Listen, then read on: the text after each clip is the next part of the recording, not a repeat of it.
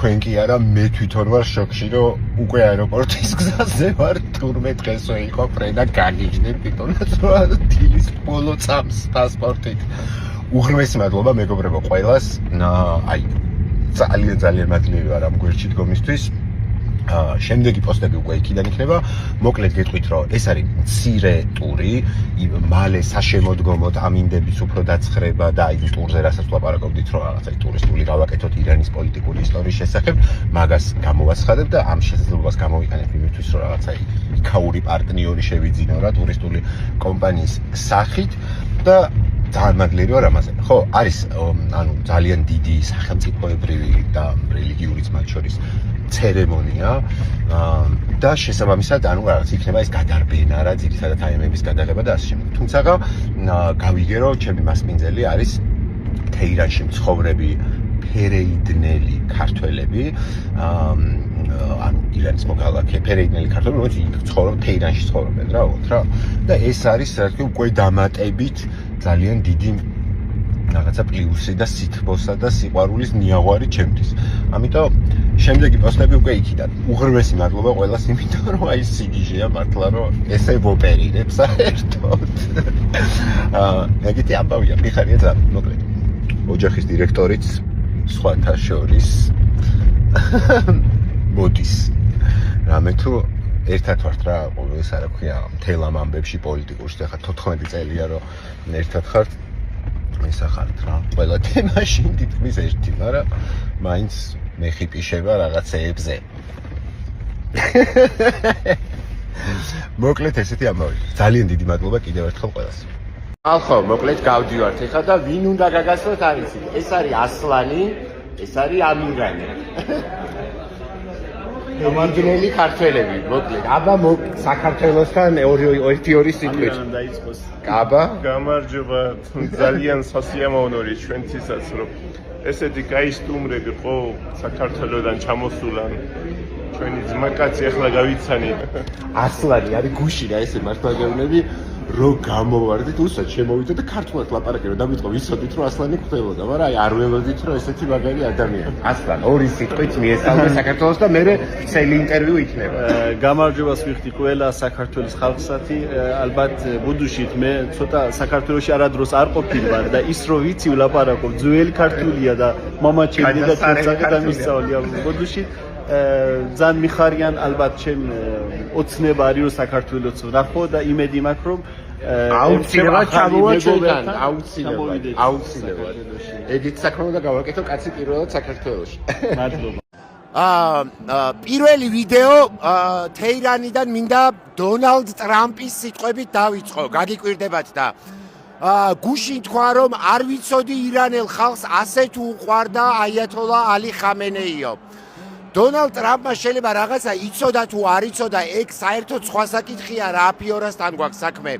მაგრამ აი ეს ქუჩა არის 20 კილომეტრის სიგრძის. ასეთი კიდე რამდენიმე არის გადავსებული ახლა თეირანში, რომლებიც ყველა ერთად შეუერთდება სახალხო პანაშვიდის ბოლო დღეს თეირანში. რა მინდოდა მე თქვა ყველაზე მთავარი.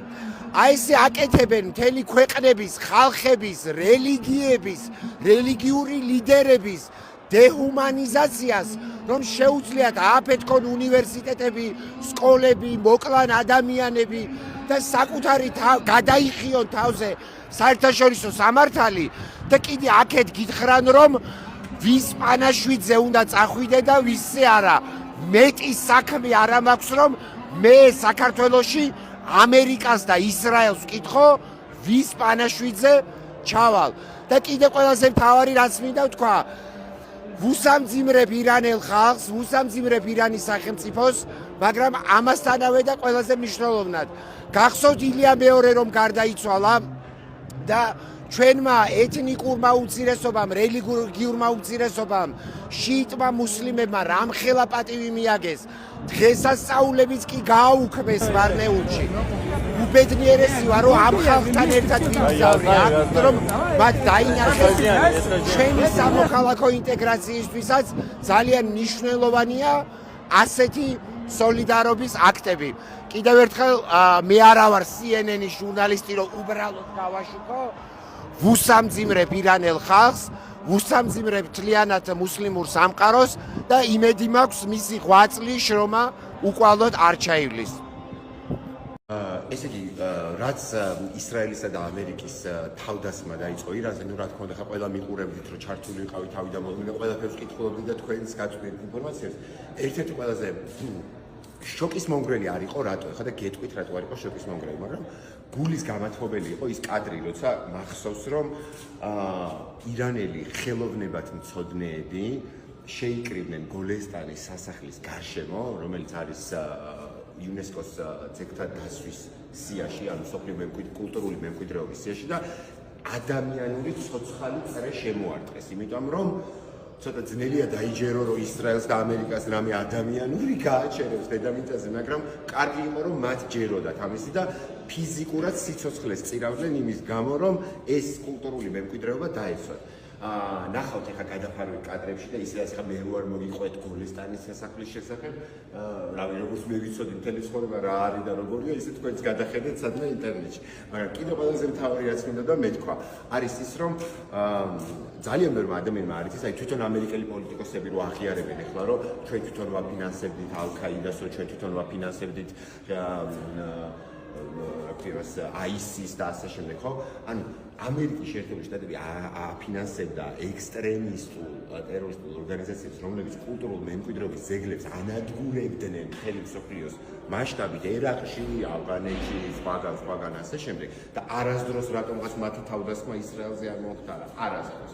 და ირანის ისლამური რესპუბლიკა, რომელმაც დაამხო მონარქია 1979 წელს, ის აი ასე უფრთხილდება კულტურულ მემკვიდრეობას და ეს არის ძალიან შთამბეჭდავი, რაც ვნახე და მინდოდა რომ თქვენთვის უცბად გამეზიარებინე. დარჩენი შემდეგ.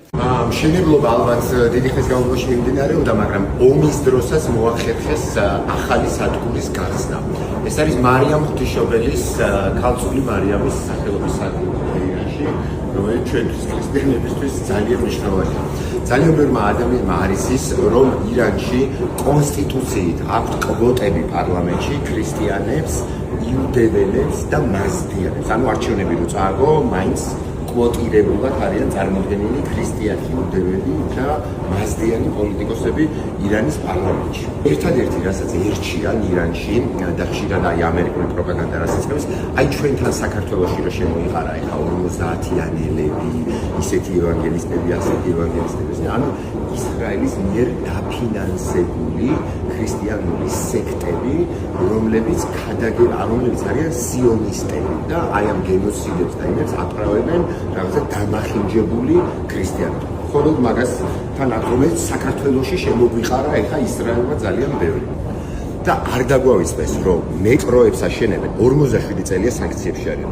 მეტროები, ავტობუსები, მატარებლები, მანქანები, აი ამ ყველაფერს აშენებენ ნულიდან დაიწყეს მთელი ამ ინდუსტრიული წარმოების პოლიტიკის შექმნა და ჩვენ 1992 წლის ამერიკის შეერთებული შტატების მიერ მხარდაჭერილი პუჩის შემდეგ, როცა ზვიად გამსახურდიას გამოუცხადეს, რომ არა გენაცვალეს სასწრაფოდ ყველაფერი პრივატიზაციაზე უნდა გამოვიდესო და ჯეიმს ბეიკერისა და ჯორჯ ბუშ უფროსის მხარდაჭერით საქართველოში ნეოლიბერალური პუჩი განხორციელდა, ჩვენ გვითხრეს და გვასწავლეს მსოფლიო ბანკებმა, საერთაშორისო სავალუტო ფონდებმა მაგარი ლიბერალ ეკონომიკა, ქარხნები დაშალეთ და ტურისტებს ხაჭაპურები გამოუცხოთ.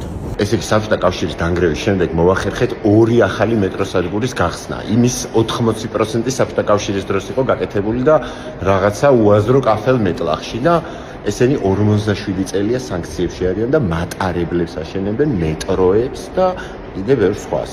ყველაფერი ირანულია, ესკალატორიც კი. მარტივად რო დავასრულა ეს ვიდეო, ეს ყველაფერი მარტივად იმას ნიშნავს, რომ აგერ აქვე ჩვენ რეგიონში უზარმაზარ სახელმწიფოზე, რომელშიც უზარმაზარი ცვლილებები მოხდა 1979 წელს მონარქიისა და შაჰის დამხობით და შეიქმნა ისლამური სახალხო რესპუბლიკა თავისი პარლამენტით, პრეზიდენტით და ასევე სულიერი ლიდერითა და უზენაესი ლიდერით ქვეყნის სათავეში. აი ეს მაგას ნიშნავს, რომ ყველაფერი რაც თავში ჩაგვიჭედეს სისულელეები ბავშვებიდან ამ საინფორმაციო საშუალებები და ამერიკული მედიით და საქართველოში ეს გამოშტერებული ჟურნალისტებით, რომ ყველაფერი ისე არ არის, თურმე როგორც ვიცოდით. შენ მოგიკვდი ჩემო სოსო შოპინგ მოლში რო დაამთავრებ იწარმეიდგენდა ესე იგი მე ხო იცით არ მევასება დიდად შოპინგ მოლები მაგრამ რაღაც ეგეთებშიც გავიჩიტეთ ბევრი არის ძალიან ეს არის ერთ-ერთი ყველაზე დიდი და არჩევისთვის გევასება შოპინგ მოლები იცოდეთ რომ 47 წლიან სანქციებში ეგენის უზარმაზარი მაგრამ ეს ნამდვილად შთამბეჭდავია შოპინგ მოლში ბიბლიოთეკა აი ამ ხელა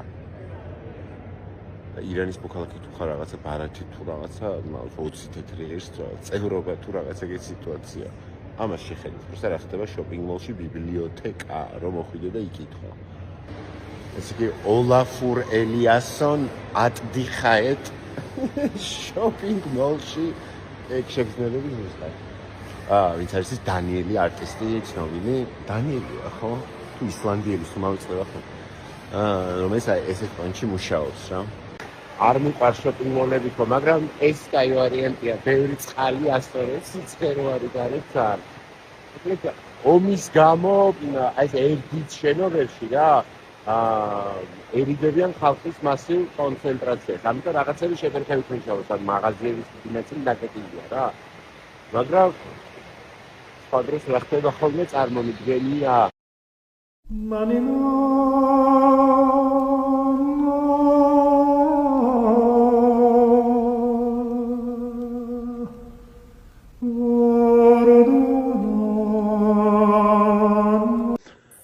აგერ ამირანი და ასლანი მოდიან აქეთ ნათესავები ბიძაშვილები ეს არის მეგობრებო აი ესე აქ ყველას აქ ხეხილის ბაღები და გამოდიხარ ყველას მე ეს არის პატარა სახლები მიხდი და მიდით მწვადი შეწვა ჭერამი ნუში რაც გინდა სულო და გულო მოგაყრით ეხა ნელ-ნელა მაცადეთ მონტაჟი მიჭირს თავს უგადარბენა Ama gider. Amalem tunda moydes. Koçaçxetos. Nino. Gamoyda. Ager sqaro. აი როგორ იცი ანკარა. გავემის და ემის გემო აქვს მივხვდი კი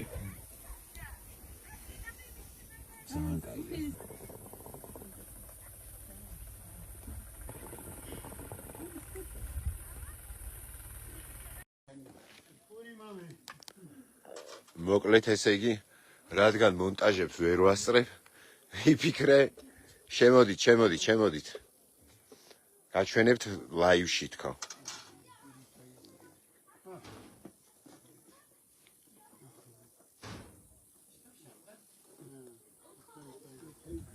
რამეს ვხედავ ვერ ვხედავ ვაფშე რა ხდება ქვეყანაზე და სალამი მეგობრებო, აბა ფერეიდანში წვადაობა. რადგან მონტაჟს ვერ ვასწრებ, ვიფიქრე, ესე გაჩვენებთ, რომ მოიცა ესე მანამდე შეიკრებებიან, მანამდე თქვენს შემოიყარეთ. ლაივი ჩავრთე, რომ მონტაჟს რო ვერ ვასწრებ. აბა ნინო, здорово.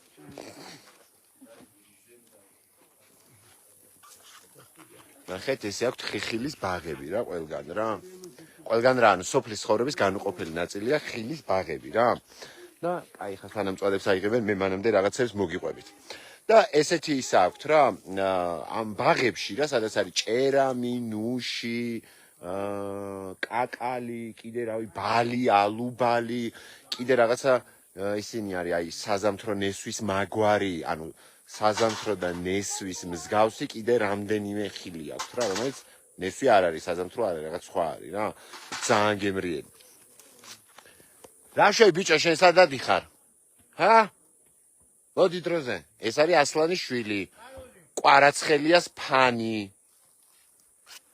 ეს არის ზაირა მიესალმე საქართველოს გამარჯობა ნუ ენას არაჩერებ ესე იგი და კამერა რო ჩაირთო მაშინ გახდა მორცხვი ეს არის ნახე მიდი აი ხალხი გიყურებს ეხა და უთხარი გამარჯობა წაყვე ეხა კაცო იცის ყველა მოიცა ეხა მოიცად. რეზო პაპა ეხა წვავს წვადებს. რეზო პაპა აბა პირდაპირ ეთერში გიყურებენ ეხა საქართველოში. გომარჯოს ყველა საქართველოს ხალხს, მის ქართველი სადაც ცხოვრობს. დედამიწა ზურგზე სადაც ქართველია და თავის ერსა, თავის ენასა, თავის ძისა, თავის მამა პაპას პატუსა ეცემს. იმას გომარჯოს. ძვირფასებია ქართველები, კარგები ვართ. ყველანი დედამიწა ზურგზე სადაც უნდა ვიყნეთ, არ ვიყნეთ, კავშირი უნდა გქონდეს. მინ თავის ერსა, თავის ხალხსა, თავის ენასა პატვი არ აეცა.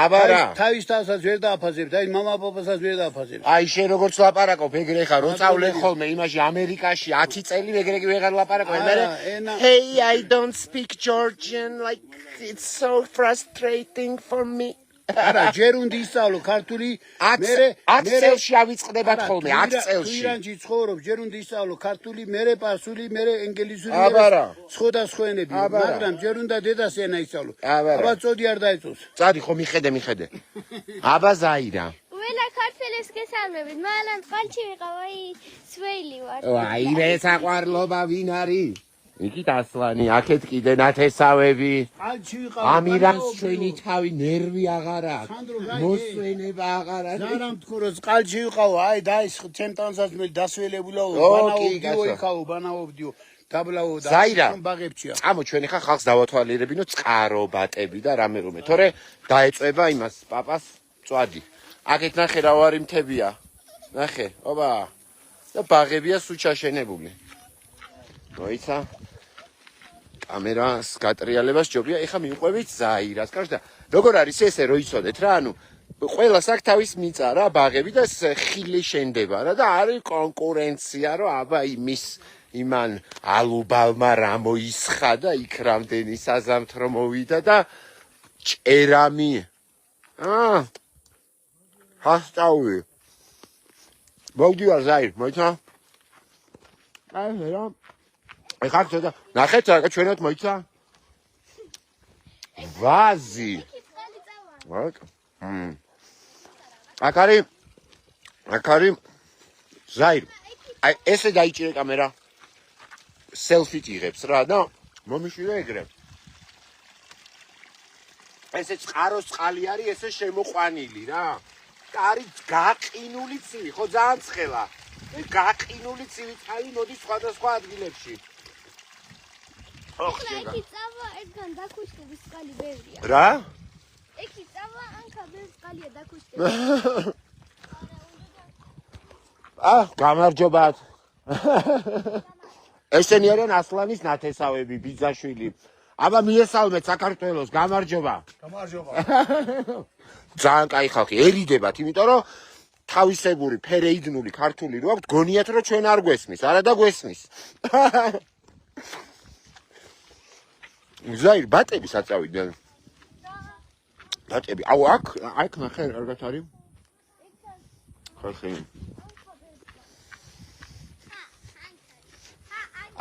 ეს ხო ბატები მაგის გარშე კი ვერ ცოცხლობენ აქ არის პატარა დაგუბება რა რომ ბატები ყავთ რა ბევრი და საწავიდნენ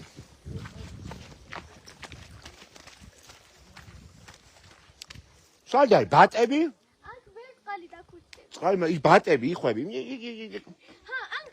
სტად აბა აქ ცურავენ რა ბატები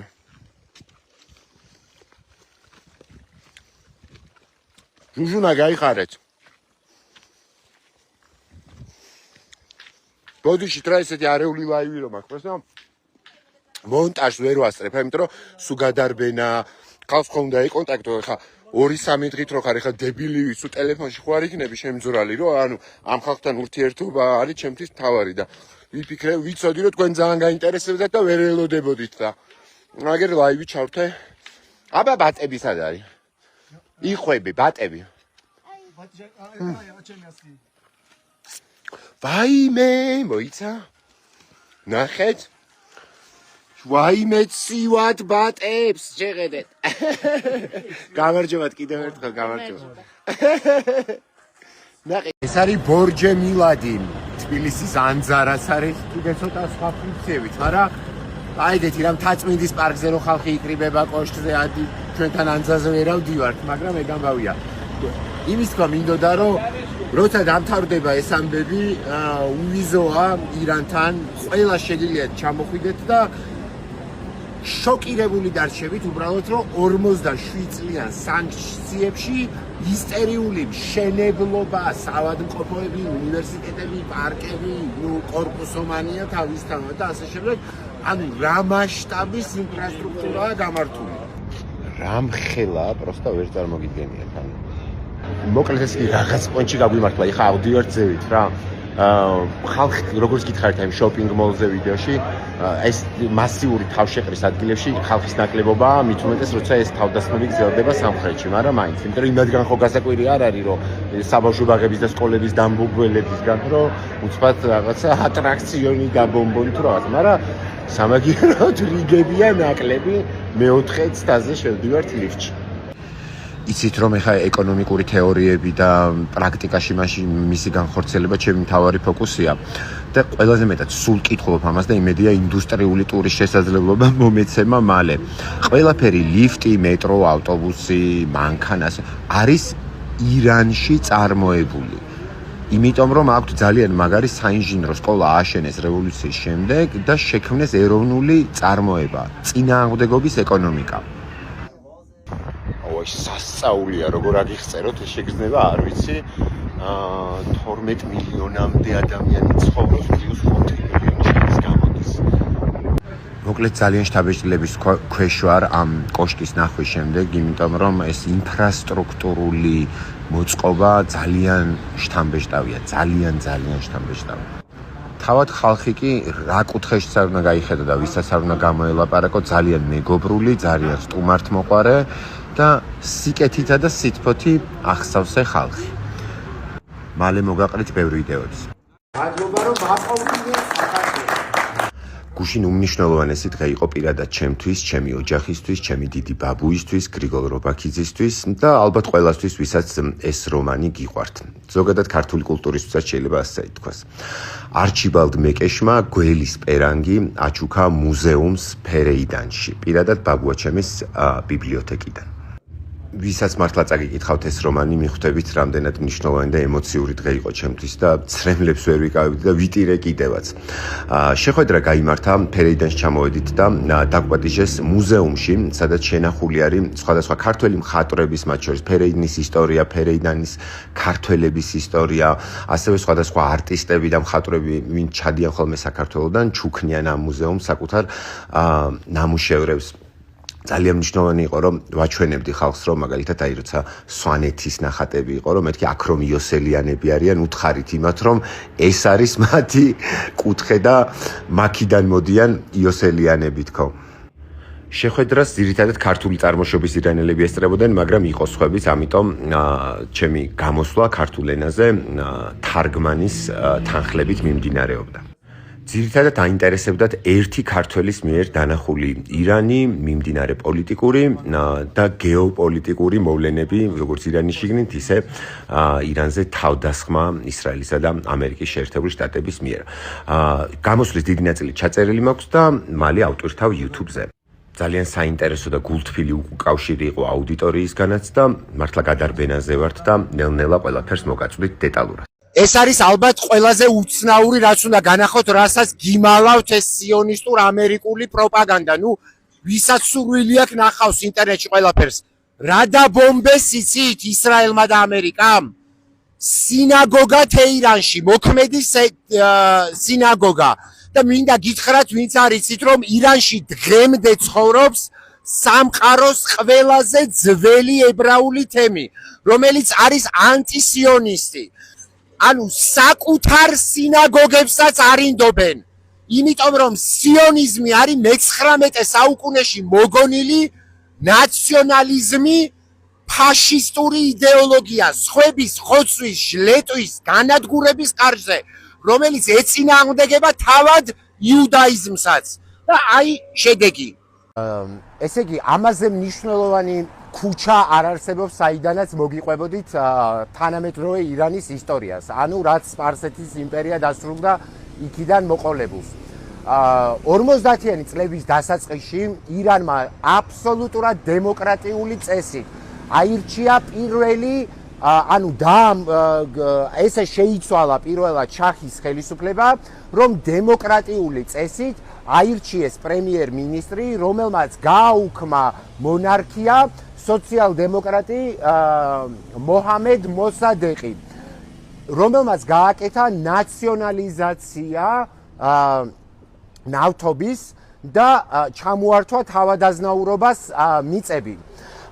მოჰამედ მოსადეყის ხელისუფლებას 1 წელიც კი ვერ გაძლო ხელისუფლებაში საქვეყნოთ უკვე მსოფლიოს მიერ აღიარებული CIA-ის მიერ სახელმწიფო გადატრიალების მსხვერპლი გახდა. და მნიშვნელოვანია, რომ ამ ქუჩას მოსადეყის ქუჩამდე ერქვა ნავთობის ქუჩა და შემდგომ ისლამური რევოლუციის შემდეგ დაუბრუნეს მოჰამედ მოსადეყის სახელის ქუჩა. ეხლა რა მინდოდა ამით მეთქვა? პირველი, ამერიკის შეერთებული შტატები არ არის დაინტერესებული ირანში სეკულარული, დემოკრატიული, დასავლური გაგებით ლიბერალური დემოკრატიით. იმიტომ რომ ერთხელ უკვე აირჩია ირანმა ესეთი ხელისუფლება, მაგრამ იგივე ამერიკამ დაამხო, რასაც მოყვა 26 წლიანი დააბრუნა ამერიკამ შაჰი, იმ შაჰის დროშებზე რო დარბიან საქართველოში და როცა ყვავენ აჭარულებს და თან შაჰაბაზზე რო გელაპარაკებიან, როცა ისლამურ რევოლუციაზე ლაპარაკობ, დაბრუნდა შაჰის ხელისუფლება, ისევ გაუმაძღარი თავადაზნაურობა სიღატაკეში ყდებოდა მთელი ირანი და ის მთელი 10 წლეულებმა ტერორმა, გაჭირვებამ, უბედურებამ მიიყვანა ქვეყანა 1979 წლის ისლამურ რევოლუციასთან. ისლამური რევოლუციის პირველი წლები, ანუ სანამ ხამენეი მოვიდოდა ხელისუფლებაში და იყო ხომენეი, ის პერიოდი ითვლება სხვა შორის საკმაოდ სასტიკ პერიოდად, იმიტომ რომ რევოლუციით მოსული ხელისუფლება, რა თქმა უნდა, არსად არ მომხდარა სხვანაირი რევოლუცია, რავი, ვარდების რევოლუციაც ძალიან რაღაცა სოროსის მოგონილი რევოლუციაც რო გაიხსენო საქართველოში, იმასაც კი მოყვა რაღაცა ტიპის ტერორი, იმიტომ რომ ხელისუფლება შეენარჩუნებინა არსებულ მთავრობას და მოწინააღმდეგე არ ყოლოდა, ხო? იგივე ხდებოდა 80-იანების ირანში, მაგრამ 90-იანებიდან დღემდე რადიკალურად შეცვლილი არის სიტუაცია.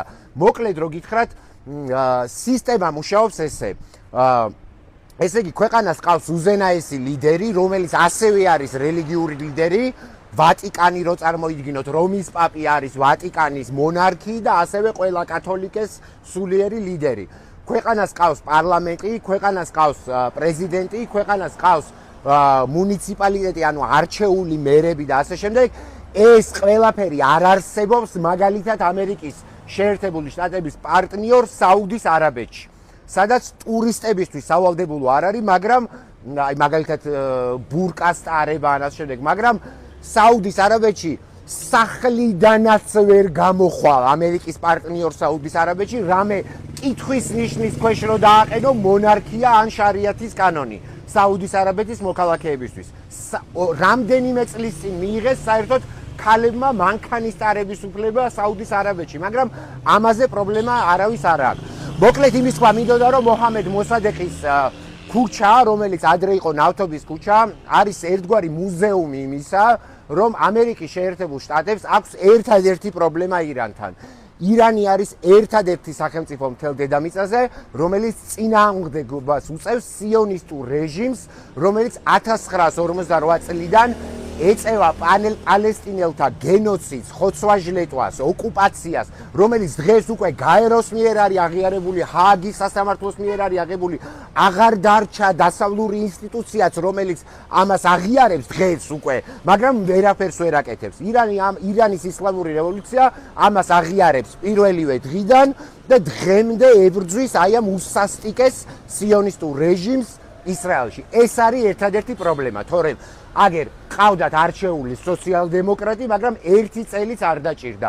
უბრალოდ ირანულ კონტექსტში ამან აჩვენა და აი ამიტომაც რევოლუციის დროს ამიტომ იყო ძალიან ძლიერი ეს რელიგიური ნაწილი, იმიტომ რომ დრომ აჩვენა, რომ ეგრეთ წოდებულ დასავლური ტიპის ლიბერალურ დემოკრატიაში პოლიტიკოსები იყიდებიან, ან ადვილია ძალიან მათი დამხობა, 1000 ჯულის უცხოური ფული რო შემოდის პოლიტიკური პარტიებისთვის, რომ ეს სისტემა ქვეყანას აქცევს ვასალად.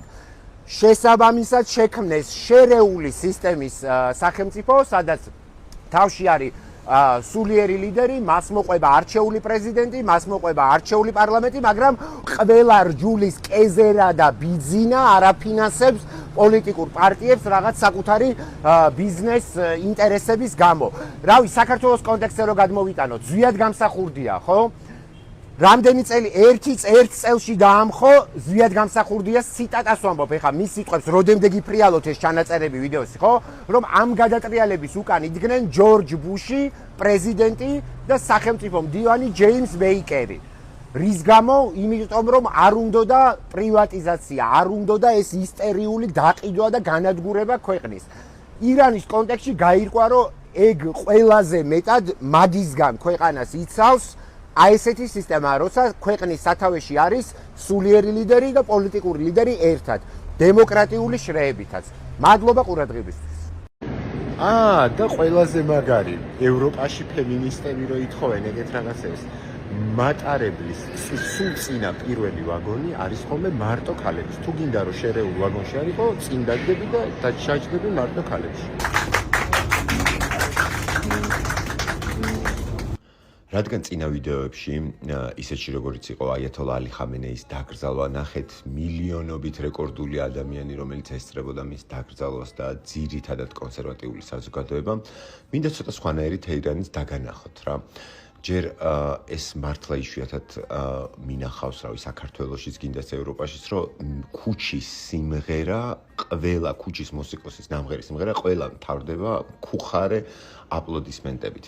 შეუძლებელია თეირანის ქუჩებში იარო ან მეტროში და ვერ შეამჩნიო ის, რომ აბსოლუტურად კონსერვატიული და მეტნაკლებად სეკულარული საზოგადოება აბსოლუტურად ჰარმონიულად თანაარსებობს ერთმანეთთან. ასეთ რამეს ვერასდროს ვერ ნახავთ საუდის არაბეთში, რომელიც არის აშშ-ის მთავარი პარტნიორი რეგიონში და იქ არავის არ აქვს იმაზე პრობლემა, რომ ქალებმა საერთოდ 3 წლის წინ მიიღეს მანქანის მართვის უფლება. ირანის პოლიტიკური, სოციალური და კულტურული პროექტი არის საკმაოდ ფლუიდური და ეტყობა, რომ ის დროსთან ერთად მუდმივ დისკუსიაშია და მუდმივ ცვალებადობაში. იმაზეც მიფიქრია, რომ აი რასაც მე ახლა ვხედავ ქუჩაში, თავად ირანი რატომ არ პედალირებს ამაზე თქო. იმიტომ რომ მისი კონკურენტი ბჭყალებში რეგიონში საუდის არაბეთი, აშშ-ის პარტნიორი, მას სწორედ ამაში ადანაშაულებს, რომ შარიათის კანონი ირღვევა ირანში. ის აშშ-ის პარტნიორია, ირანი აშშ-ის მტერი. რატომ? იმიტომ რომ ის ისრაელს ემონება, ირანი არა. საქართველოს პერსპექტივიდან, რომელსაც არანაირი ეკონომიკური სანქციები არ აკისრია და პირიქით დასავლურ ფინანსურ ეკონომიკურ სისტემაში თავიდან ბოლომდე ინტეგრირებულად ითვლება, ბანკები, ბუნებრივი რესურსები, პორტები, ყველაფერი გასხვისებული გვაქვს ტრანსნაციონალურ კაპიტალზე, ამერიკულზე, რუსულზე, ევროპულზე. ცოტა ძნელი წარმოსადგენია ის ინფრასტრუქტურული და ეკონომიკური სურათი, რასაც აქ ქუჩაში ხედავ, რომელიც მიღწეულია 47 წლიან უმკაცრეს სანქციებში. ხამენეის დაკრძალვა და მილიონობით დამსწრე ერთგვარი რეფერენდუმიც იყო, მაგრამ გავიცანით ბევრნაირი ადამიანის სხვადასხვა მოსაზრებებით. საკმაოდ ჭრელი საზოგადოება და ამაზე ცალკე ვიდეოსაც გავაკეთებ. სალამ, ჩამოვედით მოკლედ გუშინ ღამე და პატარა სტორი არის იმისთვის, რომ უცბად მეთქვა, რომ ერთი დღე მჭირდება, რომ უბრალოდ გადავხარშო მართლა თავიდან ბოლომდე ეს ყველაფერი, იმიტომ რომ მე რო გახსენდება, რომ აი რა მასშტაბის ინფორმაციულ ვაკუუმში ვართ მაგ ქვეყანაზე ჩვენ აქ, თავისი ერთი მხარითაც და თავისი მეორე მხარითაც ცოტა ხოსი რომ მინდა რომ კარგად ჩაილექოს ჩემთან, რომ მე თქვენთან როგორც ჩვევია ხოლმე, რომ რაც შეიძლება მარტივად და მოკლედ მოვიტანო ბევრი ამბავი. მასალაც ბევრი მაქვს და მიუჯდე დავამონტაჟო. ძალიან კაი იყო, აი ძალიან. და სახშიც კაია, მაგრამ იქაც კაი იყო.